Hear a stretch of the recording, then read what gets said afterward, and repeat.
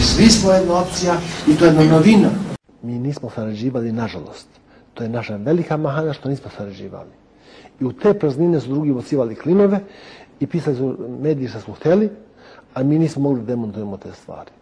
Prema tome, nikad među nama nije bilo svađe, ali je bilo nesaradnje i nekomunikacije. Mog kolegu Ljajića, čiji su drugovi, bliski saradnici, ubijali u Sandžaku. Bošnjake, pucali, vršili oružane napade na porodice. I do sad nisu odgovarali, a sada će morati i to pitanje se otvoriti. Skupština naše stranke prošle nedelje je objavila ta imena i donela odluku da se pokrene postupak kod suda za organizovani kriminal.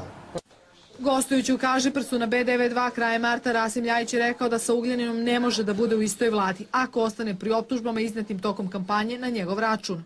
Mjesec dana posle izbora lider SDA tvrdi da nema ništa lično protiv Rasima Ljajića. Ja sam se sreo prije 3-4 dana sa mojim kolegom Ljajićem u vladi i normalno vrlo onako srde smo se pozdravili, popričali i rekao sam i njemu, a i svima ostalima da mi koji vodimo političke stranke ili vodimo važne funkcije moramo da vodimo računa šta pričamo.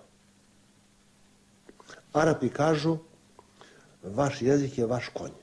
Ako ga obuzdate, odvešće vas do pravog cilja. Svakako s punim pravom očekujem da će gospodin Vučić, sad kao čovjek koji je bio apsolutnu podršku građana u Srbiji, u skladu sa tim pozvati nas. I ne samo zbog toga.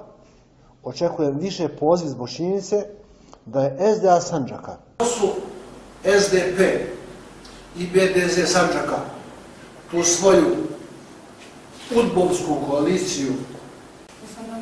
Ja bih se fokusirala na današnji odgovor. Rekli ste između ostalog da SDP i BDZ u vaša koalicija.